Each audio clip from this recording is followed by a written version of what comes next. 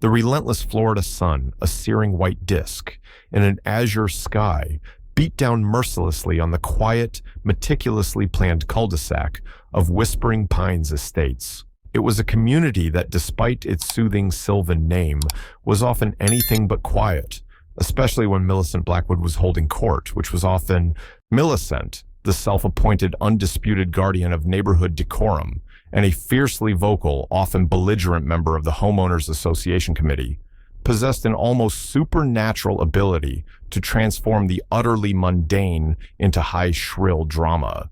Her lawn flatter and more uniformly green than an XXL billiard table, and her aggressively vibrant, perfectly spaced impatience stood as a vibrant, almost screaming testament to her rigid, unyielding control. A control she yearned with every fiber of her being to extend over every blade of grass, every shingle, every resident of Whispering Pines. Inside one of the more modest, yet lovingly maintained homes, its pale yellow paint, a gentle contrast to Millicent's commanding beige, Eleanor Vance was trying with the patience of a saint to coax her 9-year-old son Ryan into eating his lunch. Ryan, a breathtakingly beautiful boy with wide, intelligent eyes that seemed to hold the wisdom of ancient souls, and a smile that could on its good days melt. Glaciers was autistic. Today was a profoundly challenging day. The usual comforting, predictable rhythm of his Saturday had been violently disrupted. A planned, eagerly anticipated visit to the Model Train Museum, his absolute favorite outing, had been abruptly canceled due to a sudden furious thunderstorm that had lashed the area earlier that morning. His carefully constructed, fragile internal order was frayed, tattered at the edges. He rocked gently, rhythmically in his familiar kitchen chair, his gaze fixed unseeing on the leftover raindrops, like scattered diamonds trailing slowly down the window pane.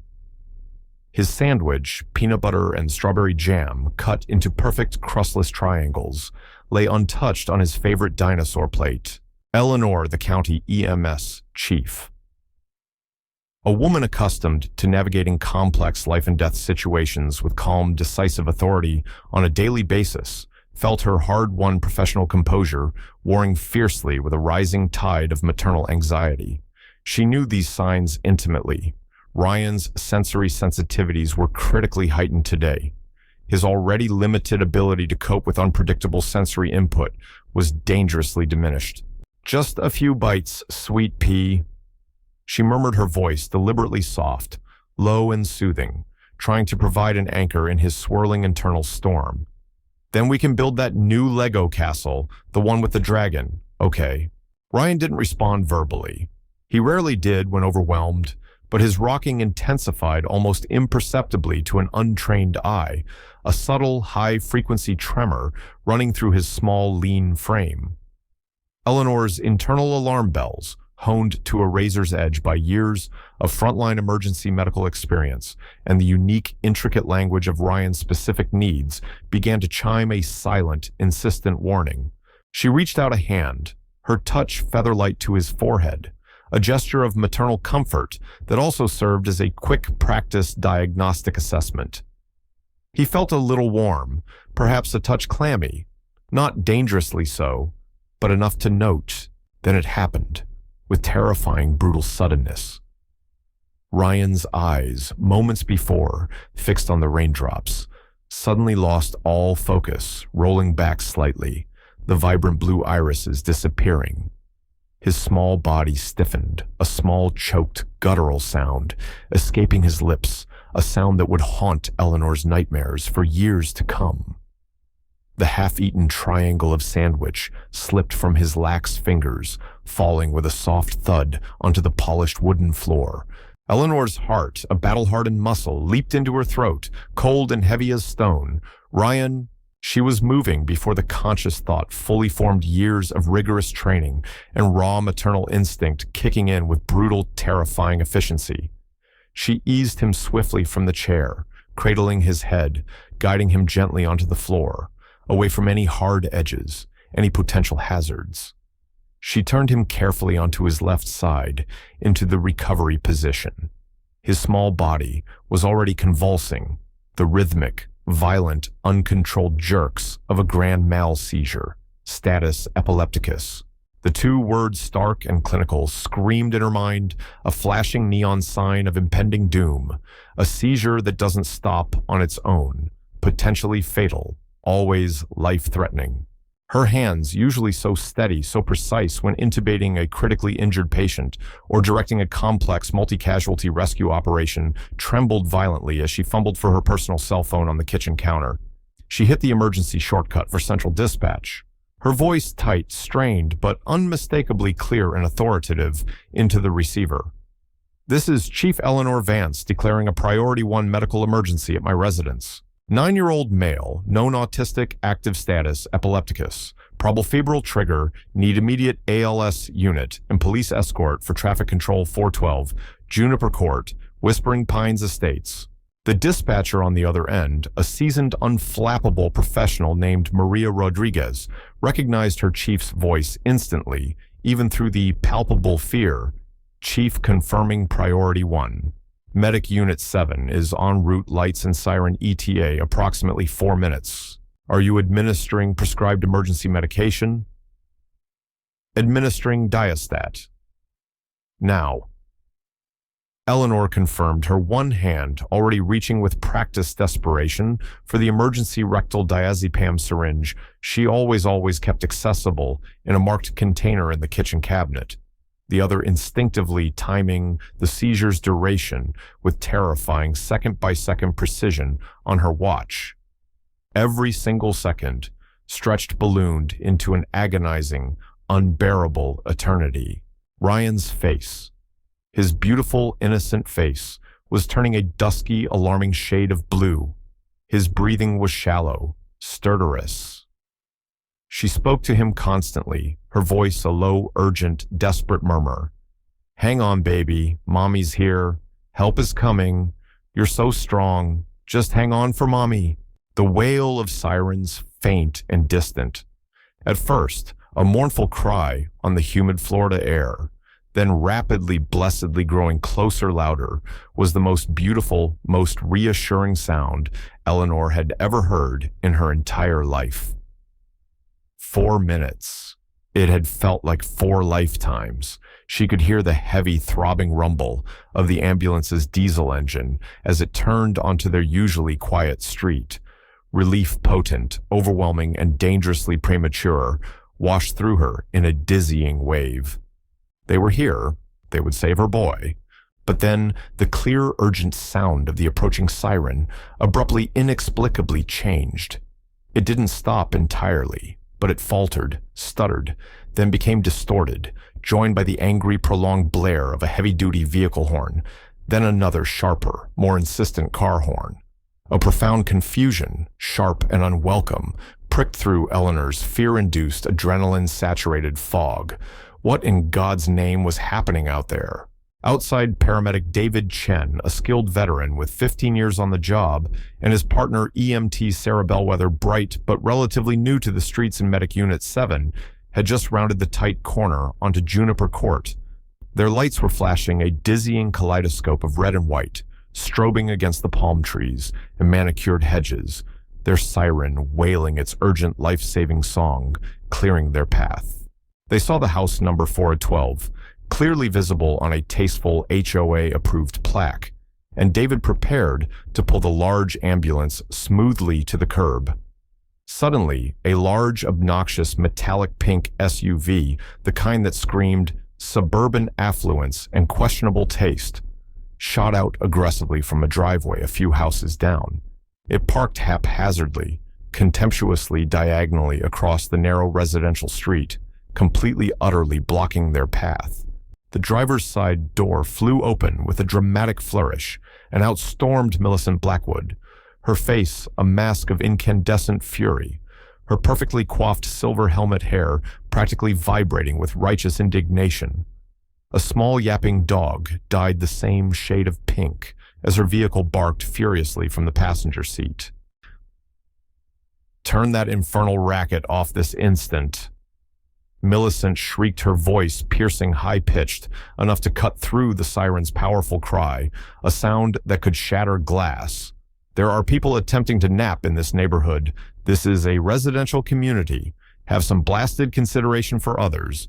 David, momentarily stunned into disbelief by the sheer audacity, leaned hard on his air horn, a deafening blast that made Millicent clap her hands over her ears, but didn't make her move. "Ma'am, this is a medical emergency. We need to get through now. Someone's life is in danger at that house." He gestured urgently towards Eleanor's home. "Oh, an emergency, is it?" Millicent scoffed, planting her hands firmly on her ample hips, her body forming an immovable, self-righteous, pastel-clad barrier in the middle of the road. "I'm quite sure it is everyone in this neighborhood thinks their little insignificant issue is a dire emergency." "Well, my emergency, young man, is that my dear husband Arthur just got home from a triple bypass surgery, and he desperately needs his rest. Your dreadful, inconsiderate noise is entirely unacceptable. This is an HOA-regulated community, I'll have you know, and there are stringent rules, bylaws about noise disturbances. I should know, I practically wrote them."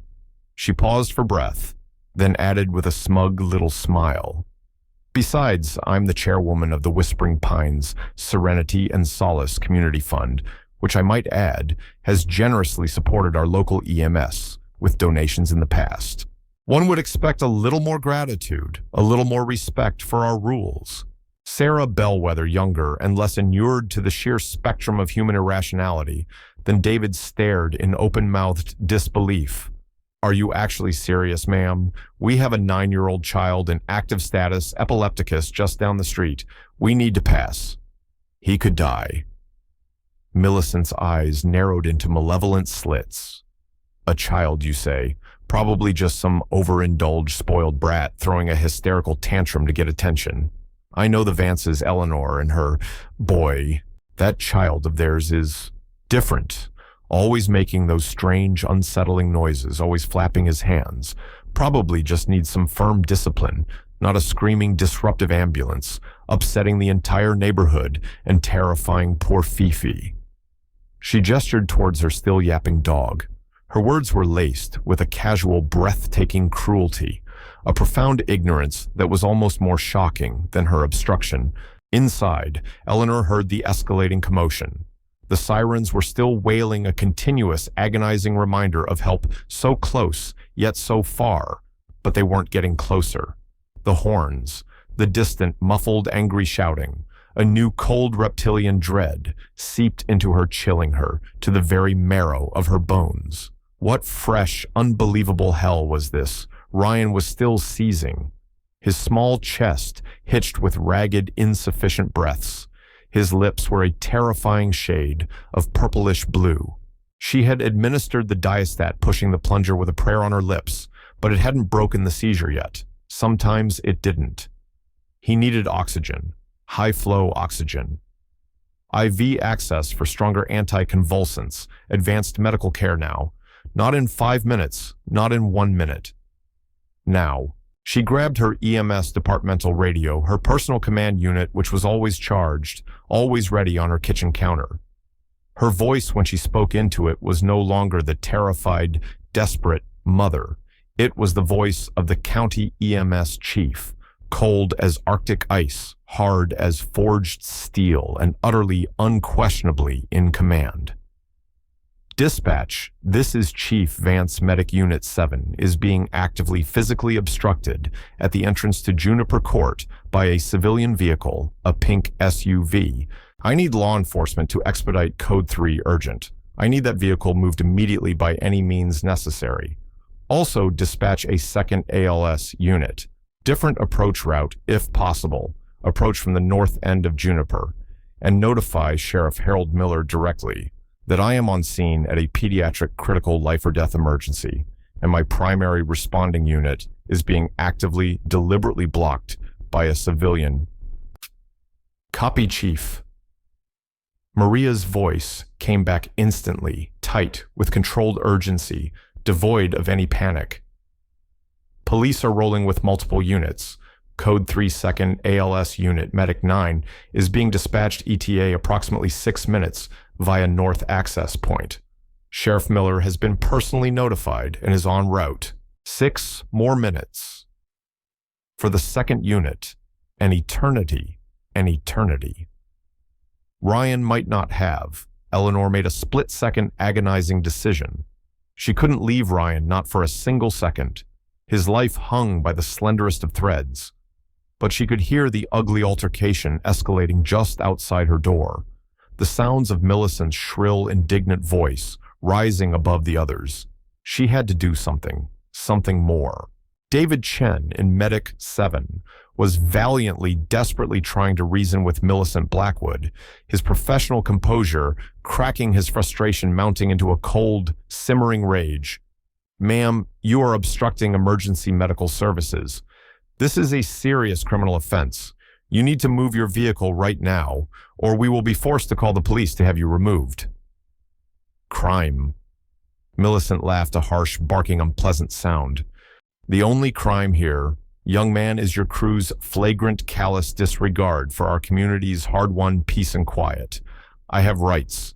We all have a fundamental right to the quiet enjoyment of our property, a right I, as HOA board liaison, am sworn to protect." She gestured vaguely dismissively down the street. "Go around, find another way. Surely your big fancy ambulance can manage a little detour." "There is no other way on this cul-de-sac for this vehicle, ma'am, as you well know." "Yeah." David shot back, his voice rising. "You are the obstruction. You are endangering a child's life." Just then, the first police cruiser, a county patrol car driven by Deputy Ben Rourke, a young but no-nonsense cop known for his calm demeanor under pressure, careened around the far corner, having been rerouted by dispatch with updated information about the act of obstruction. He slammed to a halt a few feet behind Millicent's ostentatious pink SUV, his own flashing blue and red lights, now adding to the chaotic, disorienting strobing that bathed the otherwise placid suburban street in an eerie, pulsating glow. The light bars atop Medic 7 and Deputy Rourke's cruiser cast frantic, swirling patterns of red, white, and blue across the meticulously kept lawns, and the pale, anxious faces of neighbors now emerging from their homes, drawn by the unprecedented commotion. Deputy Rourke, a tall, athletic man, was out of his car in a flash, his hand resting instinctively on his service weapon. His Dashcam and bodycam were already recording, capturing every detail. "What in God's name is going on here?" Rourke demanded, his voice, a sharp, authoritative crack of sound that momentarily silenced even Millicent. Millicent, momentarily startled, turned her outrage, now instantly redirected at the newcomer. "Officer, thank goodness you're finally here." She gushed her tone, shifting to one of a wronged victim seeking aid. "This ambulance crew is creating a terrible public nuisance.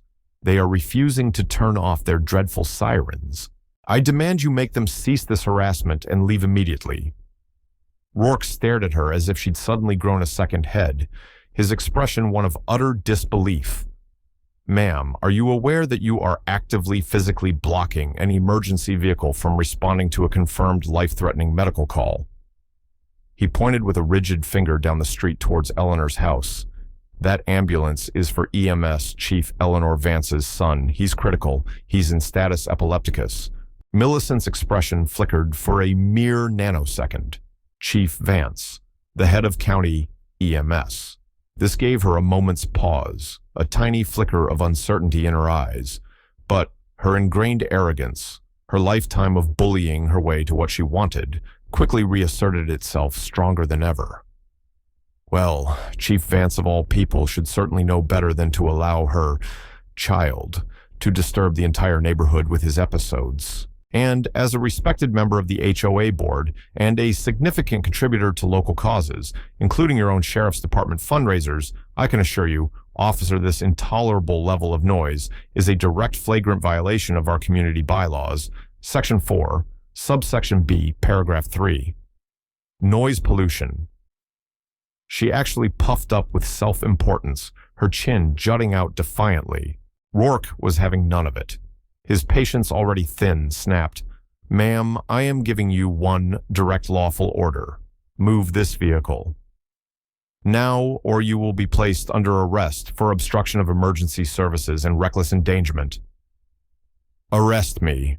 Millicent scoffed a derisive, contemptuous sound. "Don't be utterly ridiculous, young man. I know my rights, and I happen to know Sheriff Harold Miller personally. He plays golf with my husband Arthur at the club every other Thursday." "You wouldn't dare arrest me."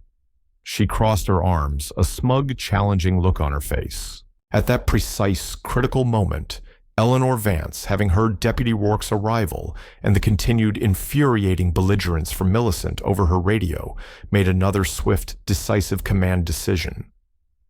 She couldn't leave Ryan, who was now making small, whimpering sounds, his tiny body still twitching.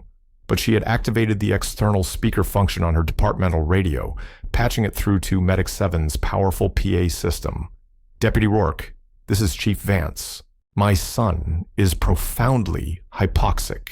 His oxygen saturation is plummeting. If that civilian vehicle is not moved out of Medic 7's path in the next 10 seconds, I am formally authorizing you under County Emergency Ordinance 7-3 to use any and all means necessary to clear the path up to and including breaching the obstructing vehicle. That is a direct order from the County EMS Chief in an active declared life-or-death pediatric emergency scenario." Her voice, amplified by the police radio and the ambulance's external speaker system, boomed down the normally quiet street, laced with an icy, terrifying fury and an undeniable aura of command that made even Millicent momentarily freeze, her smug expression faltering. The raw desperation and authority in Eleanor's voice sent a chill down the spines of the onlookers. Then, as if summoned by the sheer indomitable force of Eleanor's will, a second police car, a supervisor's unit, followed closely by a large, unmarked Black County SUV, screeched to a dramatic halt beside Rourke's cruiser. Sheriff Harold Miller himself, a burly, imposing man with a famously grim expression. When angered, emerged from the county vehicle, his face a thundercloud. He had been on his way to a local community charity event when he got the urgent call directly from dispatch. "Chief Vance's kid. Obstructed ambulance. Millicent Blackwood." Oh, he knew Millicent Blackwood. He knew her very, very well. She was a perennial festering thorn in the collective side of local law enforcement, with her constant stream of petty complaints, her incessant demands for special treatment, and her grating, self-important pronouncements. Millicent. Sheriff Miller's voice was low, gravelly, and exceptionally dangerous. "What in the Sam Hill do you think you're doing out here?" Millicent, seeing the sheriff, seemed to genuinely believe her moment of vindication, her reinforcement had finally arrived. Harold Sheriff. "Thank heavens you're here," she gushed, relief flooding her face. "This young, inexperienced officer is threatening me with arrest me. And these EMS people are utterly refusing to respect our neighborhood's need for peace and quiet. My Arthur is very unwell." Sheriff Miller completely ignored her desperate, self-serving monologue.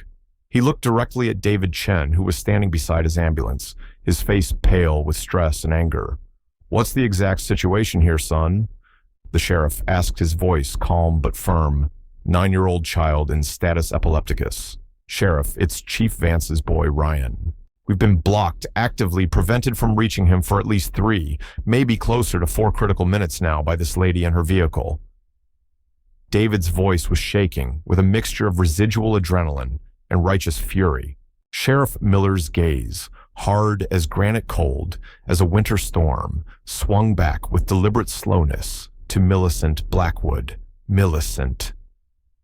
He said, his voice dropping another octave, each word clipped and heavy with menace. "You have exactly 10 seconds to get your backside into that ridiculous pink monstrosity of yours and move it out of this ambulance's path. If you do not, these officers," he gestured to Rourke and the newly arrived supervisor, "will physically drag you out of it, and I will personally ensure you are charged with every single offense I can find in the state and county statute books. And believe me, Millicent, I will find plenty. Your husband's Thursday golf game with me isn't going to help you one damn bit here. This isn't the club. This is a child's life."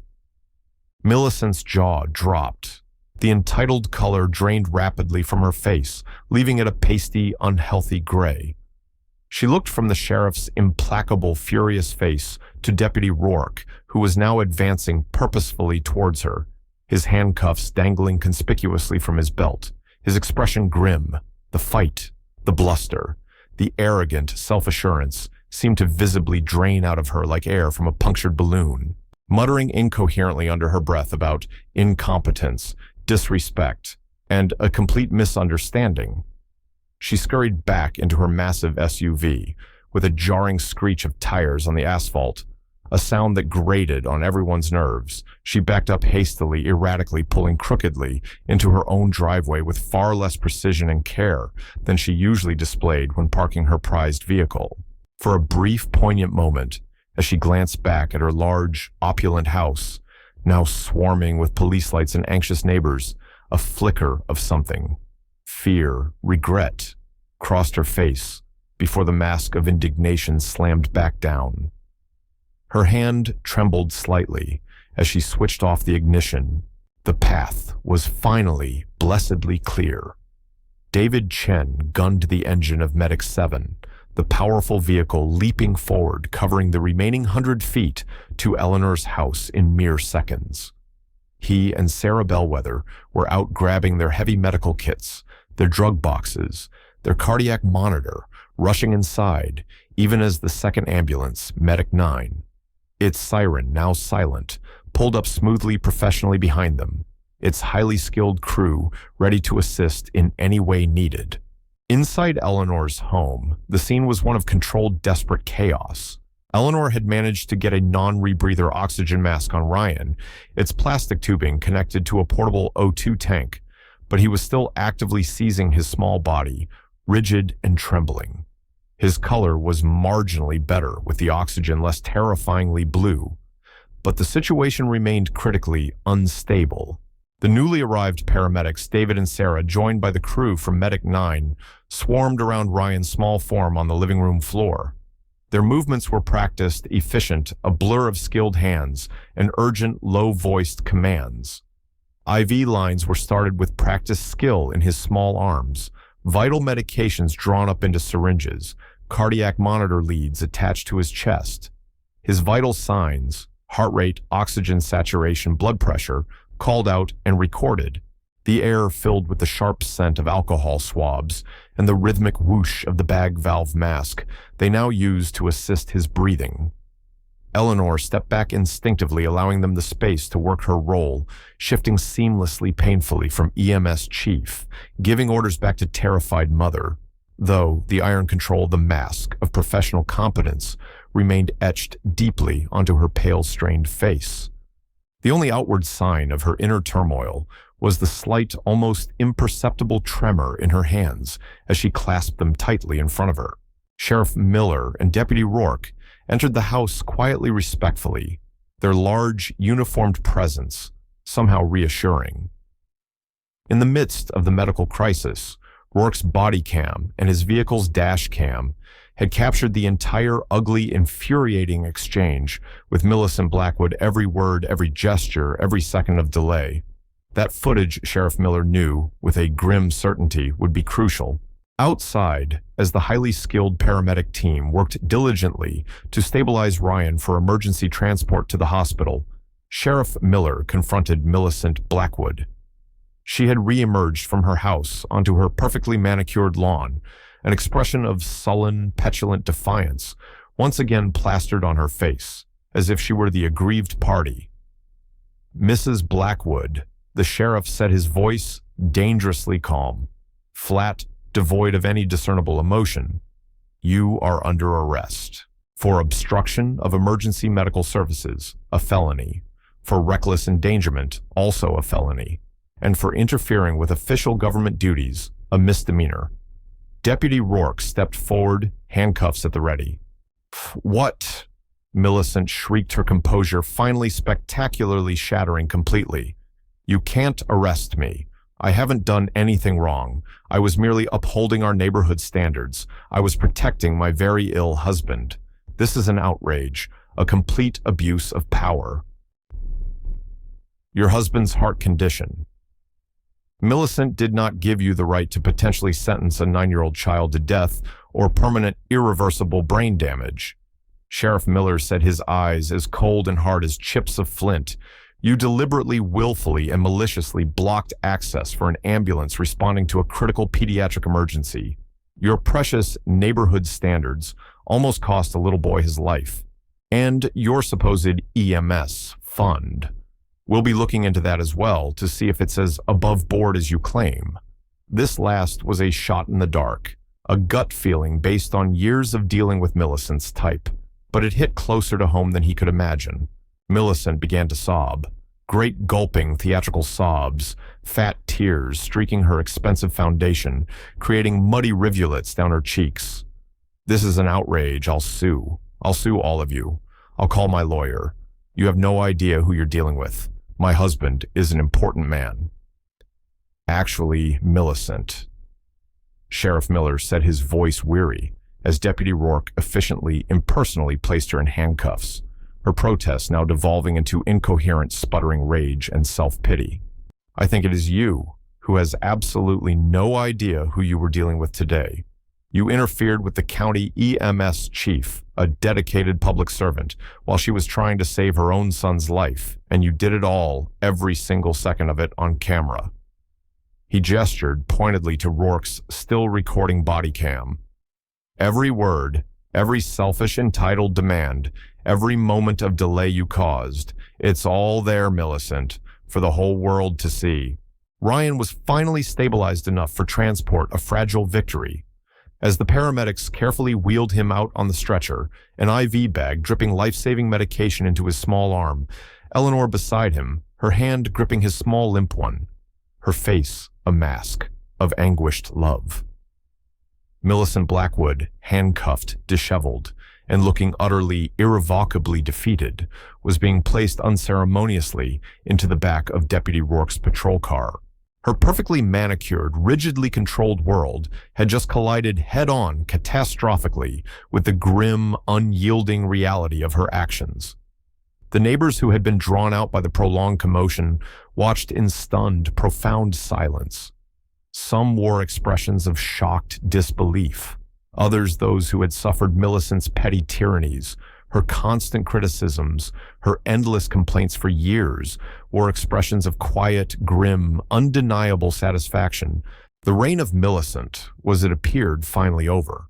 At the county hospital, the emergency department team was prepped and ready alerted by Eleanor's prior call and the incoming paramedics' detailed radio report. The air crackled with a tense, focused energy. Ryan was rushed immediately into a primary trauma bay where a team of doctors, nurses, and respiratory therapists worked with seamless, urgent precision to finally break the prolonged, life-threatening seizure. Eleanor, standing just outside the room, a vortex of controlled fear and desperate hope, felt Mark, her husband, arrive. His face ashen, his eyes wide with terror. He had been at a regional work conference an hour away and had, by his own later admission, broken every conceivable speed limit to get to the hospital. He wrapped his strong arms around her, and for the very first moment since this entire horrific ordeal began, Eleanor allowed herself to tremble, to sag against him, the rigid control she had maintained for so long, finally momentarily cracking. The hours that followed were a blur. A torment of anxious waiting in sterile corridors, hushed somber consultations with doctors, and endless cups of bitter coffee. The red and blue lights from a forgotten police car still parked outside the ER entrance intermittently washed Eleanor's face as she stared blankly at a wall, the rhythmic, slow beep, beep, beep of a distant heart monitor, the only sound penetrating her thoughts. Ryan's seizure was eventually controlled with a potent cocktail of intravenous medications, but he was weak, exhausted, and running a persistent fever. He was admitted immediately to the Pediatric Intensive Care Unit, PQ, for constant monitoring and further treatment. The pediatric neurologist, a kind woman with tired eyes, explained with gentle gravity that due to the prolonged nature of the seizure, significantly exacerbated by the critical delay in receiving advanced on-scene medical care, there was a tangible risk of hypoxic brain injury, of lasting neurological damage. They wouldn't know the full extent, she explained, for some time, days, perhaps weeks. Eleanor felt a fresh, sickening wave of cold, murderous fury wash over her. That delay. Those precious stolen minutes. Minutes bought by Millicent Blackwood's unconscionable arrogance and breathtaking selfishness. Minutes that could have quite literally made all the difference in the world to Ryan's future. News of Millicent Blackwood's arrest, and the truly appalling reason for it, spread like a digital shockwave through the county, then the state, then fueled by the viral video, the nation. The fact that the victim was the County EMS Chief's own autistic son, and that Millicent had so callously, so cruelly dismissed his life-threatening condition as a mere tantrum and complained about the noise, added a layer of intense public outrage that was white-hot. Local and national news outlets picked up the story, immediately gleefully dubbing Millicent Siren Spite, Cul-de-sac Calamity, and the HOA Horror of Whispering Pines. Deputy Rourke's Dashcam and bodycam footage released by the Sheriff's Department due to overwhelming public interest and the clear, undeniable public safety message it contained went explosively viral. Millicent's shrill, entitled demands for quiet, her contemptuous dismissal of the pediatric emergency, her pathetic name, dropping her utter lack of empathy, all played out in excruciating detail for the entire world to see a stark, unforgettable portrait of unchecked entitlement, clashing head-on with raw, desperate life-or-death reality. Her boasts about her EMS fund were particularly derided online.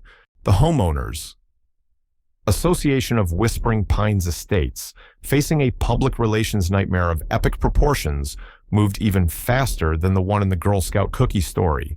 An emergency board meeting was convened via a shaky, chaotic video conference that very evening. Grim-faced board members, their images flickering on a shared screen, listened in horrified silence as the HOA lawyer outlined the potential legal and financial exposure for the association. The vote was swift, brutal, and unanimous. Millicent Blackwood was summarily, ignominiously stripped of her board position and her membership in all HOA committees, effective immediately. The HOA president, a flustered, sweating man named Herbert Jenkins, who had long been cowed by Millicent, issued a profound, abject public apology to the Vance family and to the entire community the next morning. He stated, his voice trembling, that Mrs. Blackwood's actions were abhorrent, indefensible, and in no way represent the values or standards of our association. They also announced an immediate comprehensive review of all their existing bylaws regarding emergency vehicle access, noise ordinances during medical crises, and general neighborhood conduct, promising significant and meaningful reform. A hastily arranged online portal for donations to a legitimate fund for Ryan Vance, set up by concerned neighbors, crashed multiple times due to overwhelming traffic. Eleanor, while consumed with an all-encompassing worry for Ryan, also knew with the clarity of a seasoned professional that she had a profound public responsibility. This incident, as horrific and deeply personal as it was, had exposed a critical, potentially fatal vulnerability in the system, in societal understanding. The very idea that any citizen for any reason could feel empowered, entitled even to physically block a clearly marked siren-blaring emergency vehicle, let alone for something as breathtakingly trivial as nap time or neighborhood peace, was utterly dangerously unacceptable. Once Ryan was stable, breathing on his own, and sleeping fitfully under the watchful, compassionate eye of his father and the dedicated PICU nurses, Eleanor, fueled by coffee and a cold, righteous anger, began making calls. She spoke at length with Sheriff Miller, who pledged his full support. She spoke to the county commissioners, her voice calm but unyielding. She spoke to the state health department. She spoke to her state representative. Her message was clear, concise, and unwavering. What happened to Medic 7? What happened to her son would not be allowed to happen again.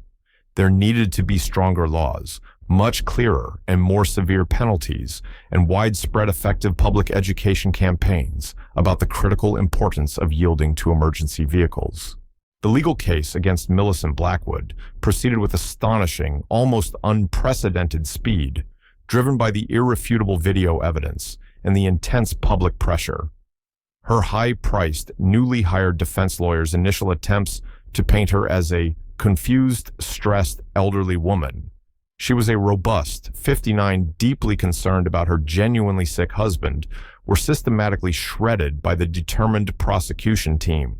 They played the Dashcam and body cam footage repeatedly in pretrial hearings, her own words damning her more effectively, more completely than any witness testimony ever could. Her desperate, belated claims that she didn't realize the true severity of the situation were unequivocally belied by her own callous, dismissive statements captured on camera. During the bail hearing, which was packed with reporters and outraged citizens, the prosecutor, a fiery young ADA named Marcus Thorne, argued vehemently against a low bail, citing Millicent's egregious, demonstrable disregard for public safety, her profound lack of remorse, and the very real potential for her to continue to be a menace to the community if released. The judge, an experienced jurist who had viewed the viral footage with visible disgust, agreed wholeheartedly. Bail was set at an exorbitant, almost punitive amount, $500,000, far beyond what Millicent, whose considerable assets were surprisingly less liquid and more encumbered than her lavish lifestyle suggested, could readily produce. Her ostentatious metallic pink SUV, the symbol of her arrogance, was eventually impounded by the sheriff's department as part of ongoing discussions related to potential asset seizure to cover the significant civil penalties she was also inevitably facing. In the agonizing weeks that followed, Ryan, with the fierce resilience of youth and the unwavering support of his loving family, slowly, painstakingly began to recover. The doctors were cautiously, then more confidently optimistic. Miraculously, there appeared to be no major lasting neurological damage, a fact Eleanor attributed to the swift, expert actions of the paramedics once they finally reached him, and the truly excellent aggressive care he received at the county hospital. But he was different. More subdued, more easily overwhelmed by sensory stimuli, the deep trauma of the prolonged seizure, and the terrifying, inexplicable delay in receiving help having left its invisible, indelible mark on his young psyche. Eleanor and Mark poured all their boundless love, their infinite patience, and their professional knowledge into his ongoing recovery, supporting him through physical therapy, occupational therapy, and gentle play-based counseling. When he finally spoke again, his first words whispered as he clutched Eleanor's hand in the PICU were a shaky, "Mom, safe," that shattered and rebuilt her heart in the same instant. Eleanor, meanwhile, a force of nature when roused, channeled her remaining reserves of anger and frustration into focused, productive action. Working closely with Sheriff Miller and a particularly sympathetic county commissioner, she personally drafted what came to be known across the state and then nationally as Ryan's Law. Or more informally, and with a touch of dark humor, the Karen clauses. These were a series of critical amendments to existing county and state ordinances, dramatically increasing the penalties for obstructing any class of emergency vehicle or interfering in any way with on-duty emergency personnel. The new clauses included mandatory minimum fines starting at $5,000 for a first offense potential vehicle forfeiture, significant community service hours, and even mandatory jail time, depending on the severity and willfulness of the obstruction and the ultimate outcome for the patient involved. There was also a robustly funded provision for extensive ongoing public awareness campaigns, including television spots, billboards, and school programs. The Karen clauses faced some initial token grumbling from fringe anti-regulation groups and online trolls, but the sheer overwhelming wave of public outrage generated by Millicent Blackwood's internationally publicized case, coupled with Eleanor's passionate, articulate, and deeply personal advocacy, she testified powerfully before the county commission and then the state legislature, not as EMS chief, but as Ryan's mother, her voice sometimes breaking with emotion, but never with resolve, ensured their swift, bipartisan passage into law. Her testimony, where she described in gut-wrenching detail holding her seizing cyanotic son, hearing the life-saving ambulance approach, and then the sickening, incomprehensible realization that it was being deliberately selfishly blocked, moved several hardened veteran lawmakers to open tears and spurred immediate action. Millicent Blackwood's trial, when it finally occurred, was a predictable media spectacle drawing reporters from across the country. She opted against her lawyer's advice for a jury trial, perhaps still clinging to the deluded hope that she could find some sympathetic ears, some kindred spirits who understood the vital importance of neighborhood peace. It was a grave, disastrous miscalculation. The jury, after viewing the damning video footage multiple times and hearing compelling, often emotional testimony from paramedics David Chen and Sarah Bellwether, Deputy Rourke, Sheriff Harold Miller, and a heartbreakingly composed, dignified Eleanor Vance, took less than 2 hours of deliberation to return a unanimous verdict. Guilty on all counts: felony obstruction of emergency medical services, felony reckless endangerment due to the clearly established life-threatening nature of Ryan's prolonged seizure and misdemeanor, interfering with official government duties. At her sentencing hearing, Millicent Blackwood, now a pale, gaunt, visibly broken shadow of her former imperious commanding self, finally offered a tearful, rambling, incoherent apology to the Vance family and to the court. She spoke of her immense stress, her husband's very real illness, though it did not excuse her actions, her profound misunderstanding of the truly critical nature of the situation. But it was far too little, far, far too late. The judge, a stern, highly respected woman, known for her no-nonsense approach to justice and her sharp intellect, was utterly unswayed. Mrs. Blackwood. The judge began, her voice devoid of any sympathy, her gaze unwavering and severe. Your actions on that day were not, as you claim, a mere misunderstanding. They were a conscious, deliberate, and appallingly selfish decision to prioritize your own misguided petty sense of entitlement, your desire for quiet over the precious, fragile life of a critically ill child. You showed a callous, almost sociopathic disregard for human life and for the dedicated, brave professionals who routinely risk their own safety to save others. The fact that the child in question was the beloved son of the very EMS chief, whose highly skilled team you so arrogantly and dangerously obstructed, adds a layer of cruel, almost unbelievable irony that is not lost on this court, nor I suspect on anyone in this room. The judge paused, letting her words sink in, then continued, her voice rising slightly, with controlled indignation. Your repeated claims of protecting your husband's peace are particularly offensive and frankly ludicrous, given that your belligerent, prolonged actions created far more public disturbance and for a far longer, more critical period than the brief necessary passing of an ambulance siren ever would have. You were not Miss Blackwood, a protector of peace that day. You were an aggressor, an instigator of chaos. You were not a concerned citizen. You were, in fact, a clear and present public menace. The sentence was severe, but widely seen as just. Millicent Blackwood was sentenced to 3 years in state prison, with no possibility of early parole for the first 18 months. She was fined the maximum allowable amount under the old statutes, and the judge made a specific pointed note that the new Ryan's Law, the Karen clauses, would apply with full force to any future infractions by anyone in the county, serving as a clear, unequivocal deterrent. Her driver's license was permanently revoked.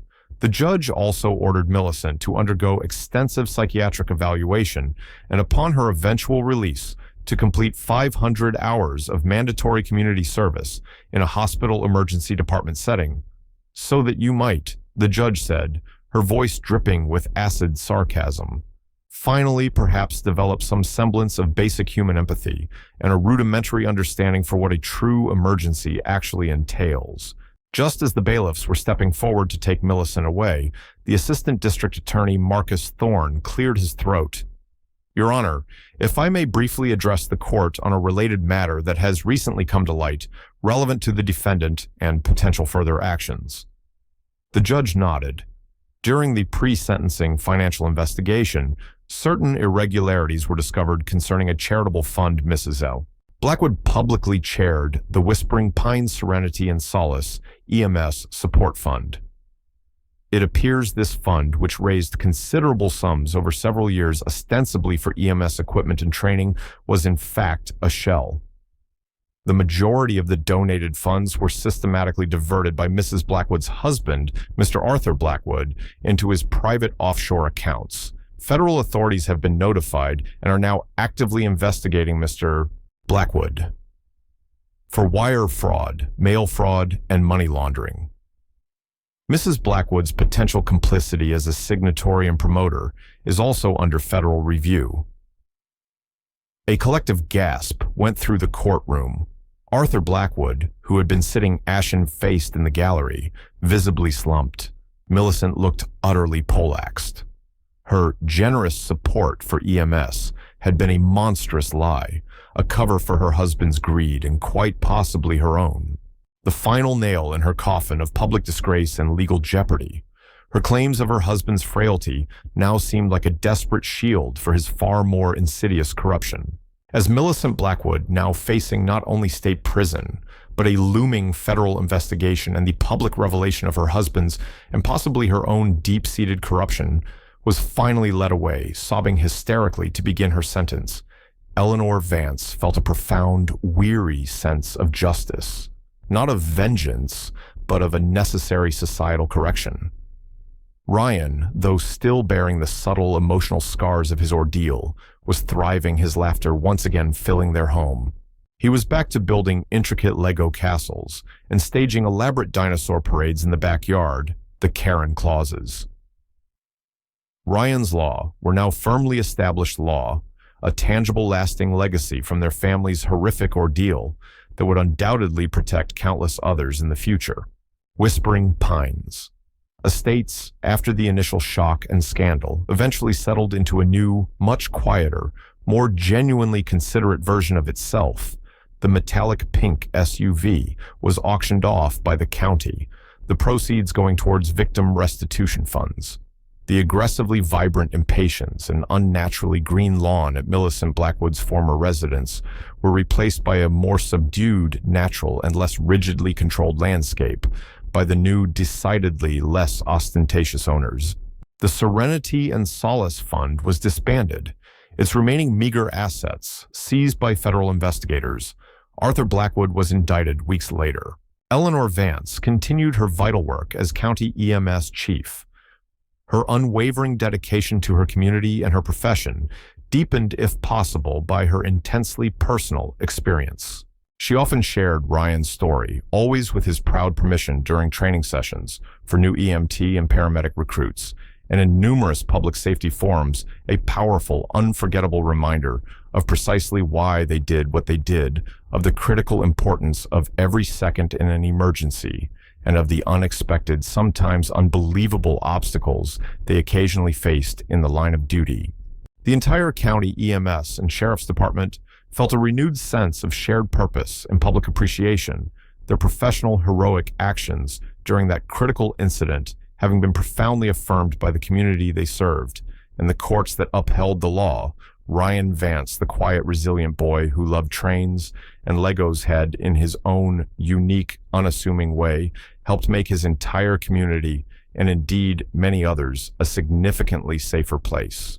And Millicent Blackwood, the self-important HOA Karen, who valued her perception of peace over a child's precious life and whose philanthropy was a sham, became a lasting, infamous cautionary tale, a national symbol of arrogance and entitlement, brought crashing down by the combined formidable forces of a mother's fierce love, a community's righteous outrage, and a justice system that in this particular egregious case had ultimately worked exactly as it should. Her imprisonment and utter financial ruin were a stark, enduring warning that the perceived right to quiet and the pretense of community standing could never ever supersede the fundamental right to life or shield corruption from the relentless glare of truth.